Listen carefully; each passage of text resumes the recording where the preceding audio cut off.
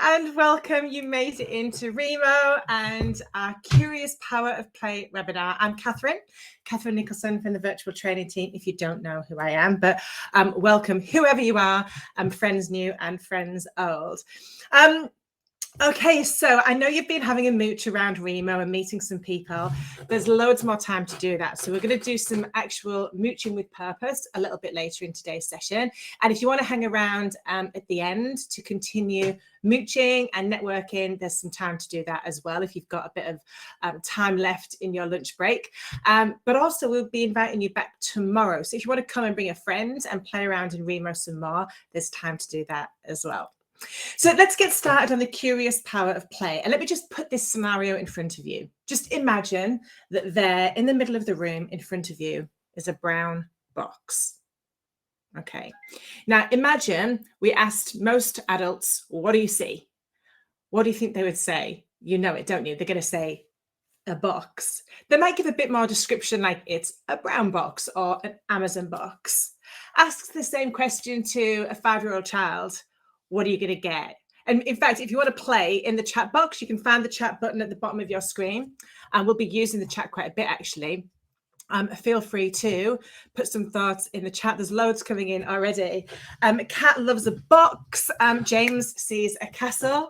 I remember my mother made me as a kid a cooker out of a cardboard box, and the little buttons were police buttons off my dad's uniform. It was the best toy that I ever had. And so look, when we put our minds to it, we've got drums from Ivan. Hi, Evan. We've got amazing imaginations. My concern is, though, what happened to us? Look, we can do it. We can be incredibly playful. But at some point, for most of us, we grew up. And we're here today to just maybe reverse that a little bit and embrace more of the power of play in our own worlds. Now, I have to say, when as a team we decided that this was our topic for this month's webinar, I got a little bit overexcited. To be fair, I get a little bit overexcited quite a lot, but there's something about curiosity and play that really feeds into what makes me tick. One of the phrases that we use a lot here at the virtual training team is, if it's not fun, we're not doing it. Now, that doesn't mean that we don't work blooming hard. It doesn't mean that everything is, you know, a laugh and a joke. But we spend so much time at work, we've got to enjoy it. It's got to be playful. We've got to have fun and make it meaningful. And the challenge that I've had with the team, with us putting this together today, is where do we start and stop? Like, what's in and out of scope when we talk about this topic of play? Because it's massive. And so we've decided to keep it all about like tickling you with a bit of playful insight, tickling you to get you to think, I want to do this some more. I want to embrace more playfulness in my world, for me, for my team, for my organization. And for many of you here today, you're involved in L&D. How do we in L&D embrace playfulness in what we do for the rest of our organization? So that's why we're here. Bit of sort of housekeeping. I think most of you have found the chat already. That's awesome. I've just got the chat on my phone as well. So if you see me just looking to the right a little bit, I'm just monitoring the chat there as well. Emma, my colleague, is wingman today. So Emma's going to help monitor the chat. And also what we've got for you is various links to further resources. And Emma is going to be popping those into the chat box as well. So you can be collecting those as we go.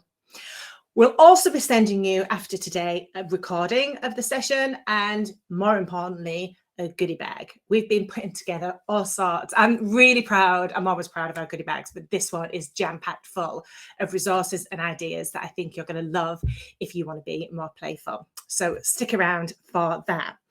Okay, that's the sort of organisy stuff sorted. I'm now just going to share my screen. And let me just bring this up. Here we go. So if you haven't already, please find the chat box and introduce yourself. Who are you? What do you do? Whatever you think is relevant for us to know. But how do you like to play? How do you like to play? So keep it short. I agree, Liz. The child in us has been beaten out of us. That's worrying, isn't it? We've got way too serious. I would add to your comment as well, Liz, just as everyone's doing those introductions. I think the last 2 years in particular have beaten it out a little bit as well. We've had to be, understandably, serious, you know, to be organized and get through. Love it. Great, great answer there. Life is a game. I couldn't agree anymore. Hi, Sheila. You like outdoor games, cat roller skates. Oh, I'm actually going to sing you some songs later on, and I didn't think about my roller boogie song, but that might have to be one that goes on the list. Bear with me if you're thinking, what on earth is she talking about? There is a method in my madness. We've got everyday silliness from Tom. Tom, just put in the chat box there. In terms of silliness, do you think there's such thing as a silly gene? Can everyone be silly? That's a big question, maybe for a whole other session. I'm absolutely loving the thoughts and the comments here, because a lot of play that we do these days is like organized. It's on an app. It's Wordle, which is awesome, by the way, but it's organized. And what we're looking at today is how do we bring more playfulness into our world and that of our colleagues, rather than just like organized play. Organized play is, you know, has its place, but we're looking at more than that. So we are born play ready. This is really important. And Emma's going to share a couple of links actually in the chat box. So the first one is, where are we? Dr. Stuart Brown. He was instrumental in some research for the National Institute of Play. Hands up if we want that to be our next job. And his research really talks about play not just being something that's nice, it's essential. It's part of our biology and our neurology, because as mammals especially, we have to play in order to learn to grow, because we're defenseless when we're born and we need to play. So if you look at a lot of the activities of mammals, I'm going to refer a lot to kittens and kids because it's an easy reference. They play. Why do they play? They play to socialize, they play to learn how to defend themselves, how to fit in, how to be strong, how to hunt, how to get food, how to influence people around us to support us and help us with what we need. So it's inherent, it's within us. And there's a guy called, this is the second TED Talk, Dr. Peter Gray, professor of psychology at Boston University.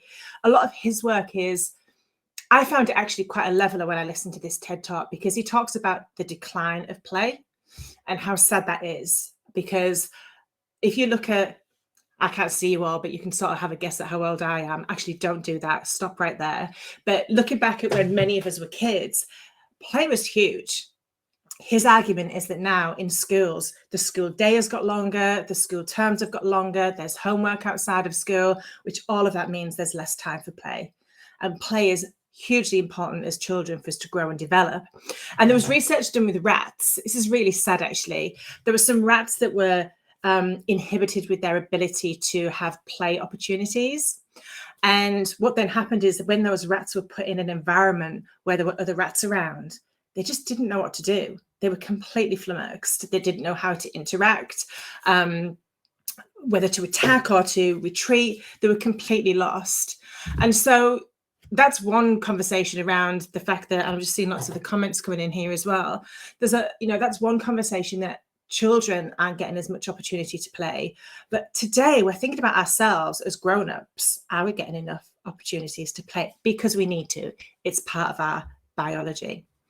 We spend so much time at work. We are neglecting ourselves and denying the opportunity to learn and grow and have fun if we're not allowing ourselves to be playful. So the plan for the rest of today looks something like this. We've got a bit of a theme going on, as you can see. 3 key areas. We're going to look at the case for play, which we've already started to do. I want to get your thoughts more on that as well. We're going to look at the link between play and innovation. And we've got our special guest today, Kat Haze. This is her complete space. So we're going to tap into Kat's brain to find out what we can learn to be more playful and innovate more. And then a little bit about exploration and curiosity. And that's when you're going to get a chance to go back into the remote networking space to share some ideas with your playmates for today. And then next steps, so how do you access your goodie bag and other things. So again, just a reminder that we could do a whole program on each of these topics easily. So today is about tickling these topics and really getting us to reconnect and reignite with that determination and mindset to play some more. Okay, keep those thoughts coming to the chat box. I'm loving it. So let's see what the first card has in store for us, the case for play. So we've talked about the biology and that it's just human nature to play, to need to play. But But what else? So a lot of this will be familiar to many of you. There's loads of research and science around the benefits of play. We know that play reduces stress, it builds relationships. That social side of playing is really important. So again, as children, it's important to be able to play on your own, but also social play is an important part of our development.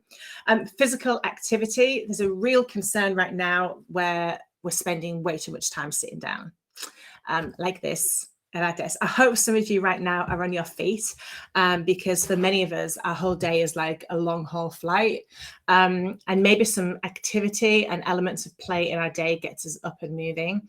We know it stimulates creativity, more from Kat about that in a moment, productivity, and laughter makes the world spin around just a bit quicker. And I just wanted to make a link here between happiness and play, actually, because if you think about it, when we're playing or being playful, we're generally happier. There's a definite link. And this is nature's way of getting us to play more. Because if you think about it, we play, we smile, we laugh, we get a dopamine hit. That's the reward chemical that makes us want to do this some more. So nature has made play rewarding to make us do it some more. Why? Because it's good for us. It makes us stronger and more developed. So I would love to hear from you personally. What do you see as the benefits of play? Now, before you answer, we're going to do this a little bit differently. Some of you will know that we've promised spot prizes today. Da, da, da. So I'm going to ask you to think about this question, type your answer in the chat box, but please don't hit send yet. Just wait, hover over the send button, because I'm going to count to 3 and then we'll all hit send at the same time. Whoever has their answer in as the third answer, lucky 3, you're going to win a spot prize. So if you hit send before I say 1, 2, 3, then you're out of the prize run. So as you think about that, just to fill in the space, I'm an extrovert and I feel uncomfortable with awkward pauses. So I'm going to fill the space with a song for you, one that you might have sang in the playground. Just to warn you, singing is not a strength of mine, but I don't care. I'm enjoying myself. So as you type, I'm singing the meatball song. Do you remember the meatball song? On top of spaghetti, all covered in cheese, I lost my poor meatball when somebody sneezed. It rolled off the table and under a bush, bush, bush, bush, bush. And now my poor meatball is nothing but mush, mush, mush, mush, mush. Okay, I'm about to count 3. Ready to send? 1, 2, 3, go. Let's see what we've got. Let's see. It's close. It's close. Okay, I can't scroll on my phone. Emma, could you just type in the chat box who got that, please? Who was number 3? And if it's a VTT person, we'll go for the next person down. Who is it going to be? Chat box, Emma. I can't scroll. Sally! Okay, Sally, I was going to ask for your email address, but we have it. So we're going to send you a prize. It is going to be a Kindle book.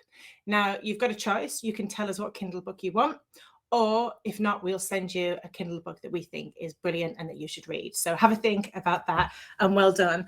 But look, we've got all sorts of answers here about benefits. Let's see. So just scrolling down. Excellent. We've got lots of things coming in there, and I'm just going to stop sharing so I can see them better. Oops, where am I?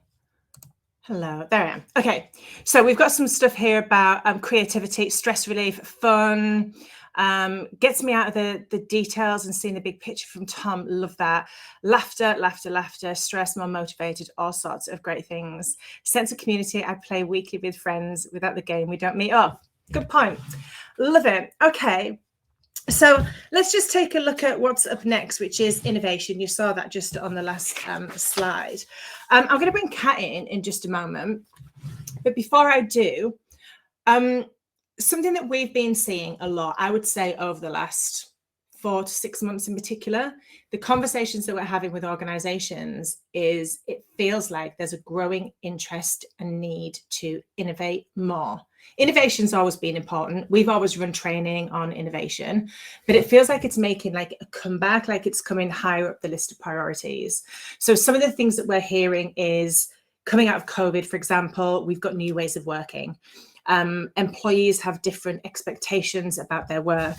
Training, we're always needing to innovate to keep it interesting. You know, there's this whole idea that now still we're fighting for attention the whole time. If we're doing training like this virtually, we're competing against so many other priorities that people have. So in L&D, in business, we're having to innovate more and more. So much so that we've been revamping our innovation bundle of workshops because we're finding that need is growing. And actually, quite interestingly as well, I've noticed it's coming from organizations that you wouldn't necessarily categorize as very innovative, but who need to be innovating. And so on that note, I'm going to bring in friend and colleague, Kat. Kat is from Imagineif, and this is her space. When I think of innovation and play, the first person that jumps into my mind is always Kat. So Kat, can you, do I need to bring you to the stage, or are you there already? Let's see. You're there already. I can be here. Okay, so thank you, first of all, for coming and putting up with my terrible singing. Before we get on, in a nutshell, who is Kat Haze? What do you do? And why should we all pay attention to you right now? Okay. I'm Kat. I love to play. I'm a creativity coach. So I help trainers and facilitators and coaches to design learning that is full of creativity. So by creativity, I mean fun, play, games, engagement, with the view that by using those things, we can help participants to have more aha moments, but ones that like they choose to have, and then therefore they own it and want to do something with it. So that's the nutshell. That's great. So I love that point you made around them owning it, because often this like idea of getting innovative or playful can often feel like a HR initiative, which is like or L&D initiative, which is the opposite of what we want. Why is that a bad idea? It's forced fun, isn't it? Yeah. Like, actually, I think the whole idea of play is to allow people to explore for themselves, not to say you must do it this way, but to say, here's some options, go and see what takes your fancy. Mm-hmm. Yeah, absolutely. And so we've been talking about innovation. Have you noticed any change in the last, few months or a couple of years around how organizations are embracing innovation? Yeah, I think I agree with you in terms of the pandemic having an impact, because I think it forced people to have to innovate very quickly. And then there's a bit of a lull, but I think there was almost like an innovation fatigue. Like, we've heard the word innovation for ages, and I think it became something forced rather than adventurous. And now I think as people are coming back from the pandemic, there's more creativity coming out and a desire and a realization that they can innovate and can do it at speed and can make things different. So how do we tie play into that? Because it's really serious. We need to innovate, and that in itself just doesn't work, does it? So in the work that you do and in your experience, how does play fit into that? I think for me, in previous jobs, innovation got to a place where it's like, tell us what the right answer is. And it's almost like the first answer must be right, but actually that's not what innovation is. It's about exploring opportunities, options, trying things out, just like play. And actually, if we can create an environment that's more playful, like, people can be more creative and you can kind of experiment and see what works and learn from it, and then keep growing on it and building on it until you've got something really great, rather than having to be like, here's the answer, this is what we must do. Yeah, I've seen that a lot. It's very tempting, isn't it, to we're posed with a problem or a challenge, we get a solution that could work, and it's like, congratulations, we've got there. But it's almost like, well, that could work, let's put it on the shelf and see what else could work, because there might be an even better idea. Yeah. And we see it in that circle of like, do something, improve it, do something, improve it. That's very like technical, but actually in some ways play is like that, but we can do it much quicker if it's a more playful environment rather than a process. So part of that experimentation, of course, is failure. If you play. And I think that's something as well about a real theme that I hope we pick up today, is this idea that playfulness is a mindset not just an activity. And part of that is, so Rose, my new colleague, is here today, and we had a conversation yesterday. And Rose, if you remember, you were like, I've got this idea about how we use video in this particular area. What do you think? Should I investigate it? And I was like, yes, go play. Because the idea of going to play rather than test it out, the idea of testing is like there's a right or there's a wrong, whereas to play is we tinker and we fail a little bit, and that's okay because it's all part of the innovation process. What's your view on that? Yeah, I think that facilitators over the last couple of years have had that same challenge of like having to feel like they need to get it right and switch to virtual and do it right first time, and not really had a place to go and play. And I mean, I've run sessions with people that have been play sessions that's like, come along and let's see what we can break, so that you know what could happen and you can go in more confident knowing what could go wrong because you've already experienced it for yourself. And I think we need to allow space for that. So allowing space and permission is really important. I wonder how many people are here today thinking, I get it, but I just don't know how to do it, because a lot of it's been conditioned out of us. You know, we've been told, you're at work today, you know, stop being silly. So what advice would you have to anyone listening, you know, from an L&D perspective, looking to embrace play and bring more playfulness into their L&D programs or strategy? What advice do you have? Let's tap into that brain of yours. I'd say start small. Like, you don't have to see play as like this massive big thing and you have to create a game and all these things are going on. Actually, if you think about the workshops you do, you're probably already playing exercises, activities, coaching cards. That's all a form of play. It's just we haven't badged it as play. So I think people are probably doing more than they realize, and then maybe think about, well, how could I take that a step further? Like, one of the pieces of advice I give to people of like an easy way to change something in a workshop is like, take a model. So instead of saying, here's the model, cut it to pieces, make it a puzzle and give people the puzzle and say, what do you think the model looks like? Like, it gives them a chance to play, and actually the discussion that people have of, I think it should be this way around, oh, I think it should be like this. And then the other things I've seen come out of that is like people saying, well, I think there should be another step in here. I think this model could be expanded. And all those conversations are really rich and open people's minds to the idea of learning, because they're playing while they're doing it rather than being spoon-fed the answer. So what you're talking about there is disruptive thinking, aren't you? Because we're really good at going from A to B and being quite proud of that. You know, something I'll mention later on is that being playful, it's about enjoying the journey rather than just like speeding to the destination. And I think kids and kittens, I guess, kids are really good at divergent thinking. They're really good at seeing what could be and asking, well, why not? Why does that change? What's your view and what you've seen? Why do we lose that? A whole manner of reasons, I think. One is, like, the further you go through school, the less play you get, the more serious it gets. I think when you start work, it gets even worse. And I've almost forgotten the question. Why do we stop playing, essentially, is what you said, isn't it? God, life. There's so much else going on, isn't there? Like, when you're a child, you don't have to do the washing up and the laundry.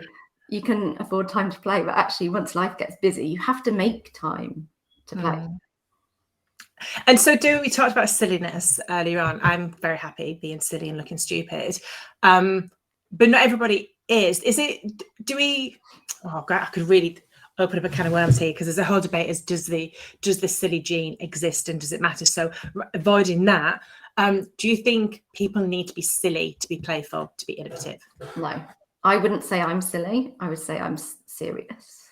I'm serious about play. I have to use my silly gene when I'm with nieces and nephews and kids, but I wouldn't say it's inbuilt to something I do. And I think that can also be something that puts people off, is that you need to be kind of silly and wacky, but actually you don't. Like, if you think of a board game, you don't have to be silly during a board game. You do some things and you take some actions and you like place some pieces, or like it's fairly serious if you look at it that way. So I don't think you have to be silly. And I think that can put people off if you use the word play as well. If you said to participants, we're going to play, some of them would freak out. But if you say, we're going to do an activity now, they'd be like, okay. So actually, sometimes it's about the language you use and bringing. I'm going to call it subliminal play Yeah. by what's the word where you just like slip it in. You can play, but you don't have to tell people you're playing. Yeah. I think subliminal is the right word. Yeah. And actually, just looking in the chat box, a couple of points supporting that. Claire, you said that it's not about being childish, but it could be about being childlike, which is quite a nice way of putting it. And Susan, I thought your point was really interesting as well. You've said we go out and play when we've got our work done. You know, and we have like work time and play time that seem separate, but why can't we combine the two? Yeah, I also like Susan's comment about nothing more serious than a family game of Monopoly. God, tell us about it. But the royal family aren't allowed to play Monopoly for that very reason. Really? Yeah, because it's so bad. So yeah, Monopoly's banned in my house. Do you know, I was just looking earlier on, I did a Google on Monopoly, and some of the questions and cards have changed. Did you know that? You know, like the so one of my favourites I always used to want to win was the you've come second place in a beauty contest. You've won £10. And like everyone wanted to win that one. They've taken it away. It's gone. A lot of the questions have changed. A bit updated, maybe. Yeah, updated to be in line. Stealth. That might yes, be the word that's the word I was looking for. Thank you, Gemma. Let's stealth play. Yes, James, I've seen that happen with Scrabble as well. Dangerous. Yeah, dangerous. We can get very serious, can't we?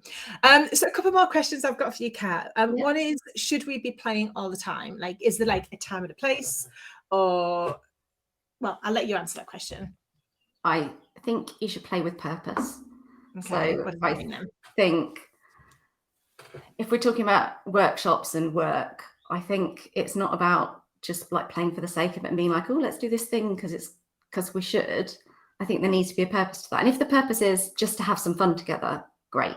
If the purpose is to play in order to find a solution to a problem, great. But don't like just force some random fun on people who don't see what the outcome's going to be. That's awkward, isn't it? Yeah. We've all been there. And it is, I guess, sometimes if you are doing like the play at work just for fun to encourage people to mix or whatever, make it an invitation. Like, who wants to do it? Not everyone has to. Yeah, great point. And my final question for you is, do we need to play by ourselves, or is it best to play with others? I've just realized what I've said out loud, and I wish I'd said that in a slightly different way. But I'll just answer the question that I know you wanted to ask.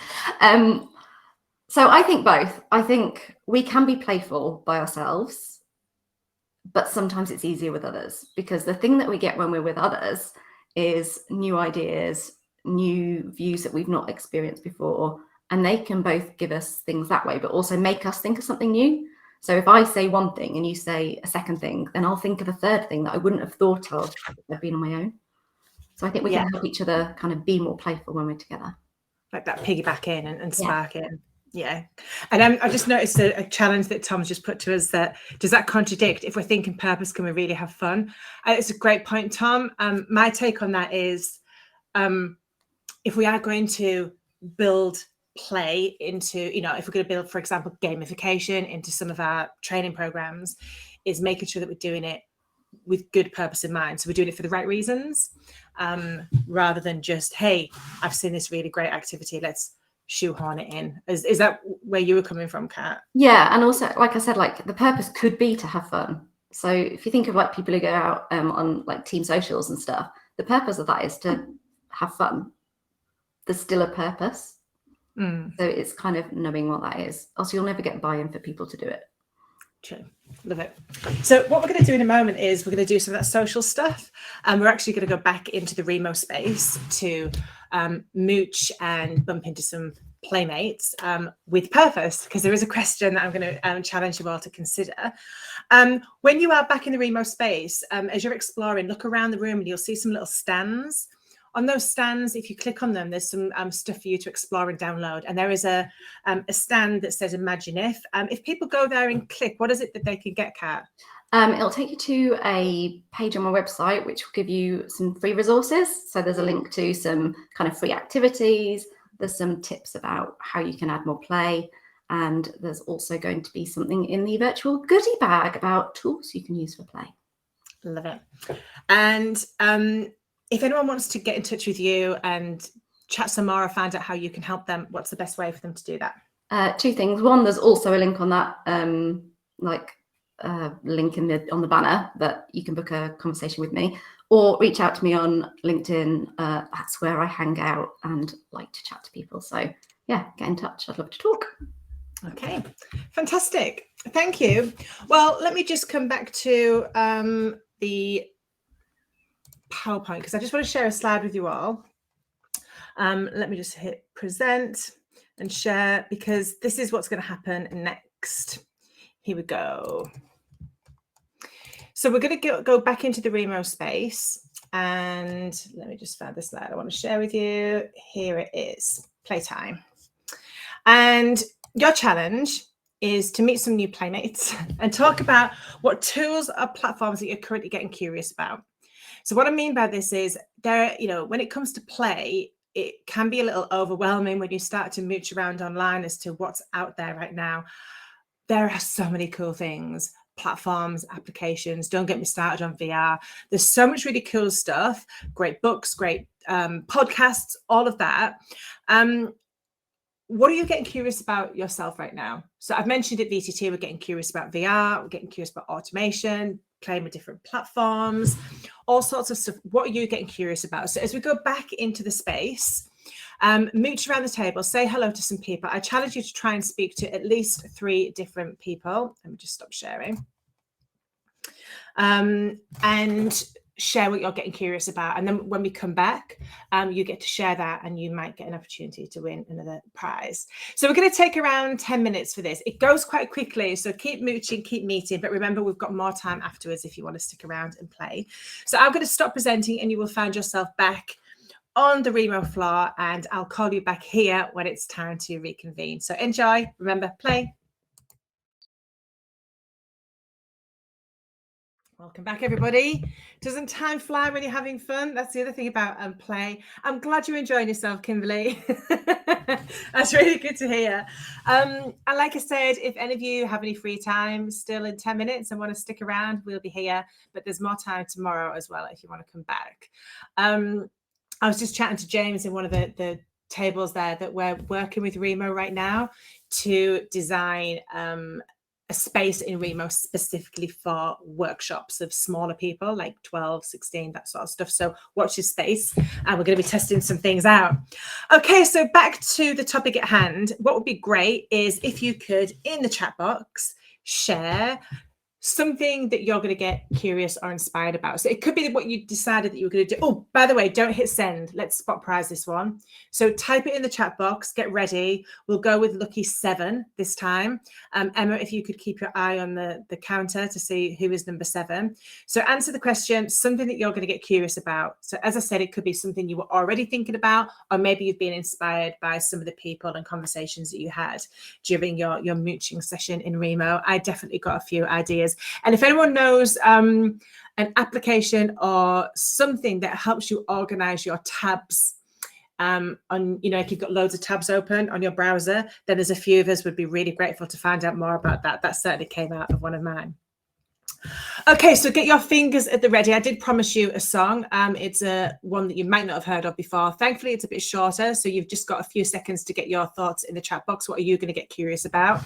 It goes like this. So, hey, you're a Funyun. You've got a face like a pickled onion. You've got a belly like jelly and eyes like bog pies. It was short. Okay, hit go. Let's see who's going to be lucky 7. Oh, yes, some good stuff. Yes, Figment. Yes, 7 taps. Love it. Heartbeat is one that, popped up, Megan, that you just started to talk about. I'm going to put that on my list. Ivan, VR games for sales training. We've so going to talk about that. Loads of stuff coming in. Okay, do we have a number 7? Emma, who is it? Do the math. Answers in the chat box. Kimberly Harris, woohoo! So, Kimberly, if you would kindly share your email address with us, and then again, you're going to get a free from us Kindle book of your choice, or we'll choose something for you. So we just need to get your email address. If you want to send that privately, then we'll grab you later and get it from you. Okay, so let's just look at our final 5 minutes just to bring all of this together. I'm going to share my screen again for these just final bits and bobs. Here we go. Okay, so I've asked you this question. Let me just move you to a few tips and traps to avoid. So traps to avoid going to jail. This is such a big topic and it's so easy to get overexcited about all of this. So these are just a few things to avoid. And this is something that Kat mentioned, if you remember, about forced fun.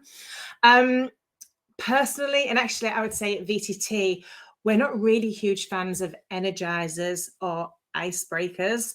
Our belief is that if you get it right, people are energized anyway. You don't need to break the ice. But one of the reasons I think I have an aversion to that is that feeling of forced fun. Don't make me have fun, just make it fun anyway. A few thoughts of if you're building anything into your programs that is playful because you're building in some competitive element, just make sure that it's fair. There's nothing more like how you can absolutely spoil a whole fun competition is if people feel that it's not being fair, or that they can't have a fair go at it. Be careful of driving the wrong behaviors. We've seen lots of examples of this. Quite a famous one is there was some concerns about Amazon gamifying the way that people work. So when you're picking items, the faster you do it, the more points that you can earn, that then you can like get swag and time off and free coffees for. But it became a concern because it was driving unsafe behaviors and more error rates. And that goes back to this being physically and psychologically safe if we're building any play in. So not having people feel exposed or putting them in an environment where they feel uncomfortable. And then finally, again, this is something that Kat mentioned about, let's just make it part of what we do. It doesn't need to be like an agenda on agenda item, rather than saying, okay, now we're going to do some play. Let's just build it into what we're doing already. So there's some things to avoid. Some things to actually apply and consider is think about purpose. So we've talked about that. Kat also talked about giving space, and sometimes it's just about giving people permission to have a play, have a go, get it wrong, experiment, and giving ourselves permission as well. And let's share ownership of this. So this shouldn't be something that we have to drive from HR, L&D. If we're giving people space and permission, then we can give them ownership to drive it themselves. Think mindset versus activity. So this is ideally about creating more of a playful mindset in ourselves and our colleagues, rather than just building play activities in, but maybe building some play activities in is a good starting point. We've talked about enjoying the process, not just speeding towards the result. And then have fun. And what I mean by this is that reminder that we spend a lot of our life at work. In fact, the average person spends 13 years physically at their desk working. Take out evenings, weekends, travel just at work. And I don't know about you, if I'm going to spend 13 years doing anything at all, I want to enjoy it. I want to make it fun and playful. So hopefully that's inspired you to do a little bit more in your world. I hope you've tickled your playfulness in order to bring a bit more fun and playfulness into what you do. So next steps, if you're interested, is, well, to share an action. Of course, we need to make this sticky. So let's just share something in the chat box. Keep it short. A couple of words or a short sentence would be great. What can you do to bring more playfulness into your world, or that of your team, or that of your L&D programs? And just while you type those up, just a reminder, and we're going to share these links with you, but same time, same place. We're in Remo tomorrow. So if you felt like you wanted to play some more, then come back. We'll be there. We're going to be exploring and finding out a bit more about what Remo can do for us. So we'll share a link, but also we'll be hanging around for a few minutes as well now. So if you want to hang around because you've got time, brilliant. We'll be sending you a recording of today, and also we'll be sending you the goodie bag, which I'm really excited about. You're going to love it. Tell the world if you've enjoyed this, and get in touch if you want to find out more. There are some workshops and bundles that we do have that are ready to go around this topic. So if you want to find out more about some of our workshops, happiness at work, learning, we've got a whole innovation bundle, and we've now got a whole suite of advanced Train the Trainer masterclasses, one of which is gamification that might interest you. So let us know if you want to find out more about that. Your feedback is critical. So if you've got your phone at the ready, grab it and open up the camera and you can scan this. But Emma's very efficiently and kindly popped a link in the chat box as well, if that's easier for you. You will find the shortest feedback form in the world ever. Your feedback means the world to us. So if you could just take 27 seconds to complete that, we would be super grateful.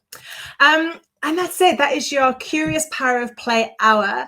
I hope you feel that you have had some fun and that it has been playful. Bringing it back to here.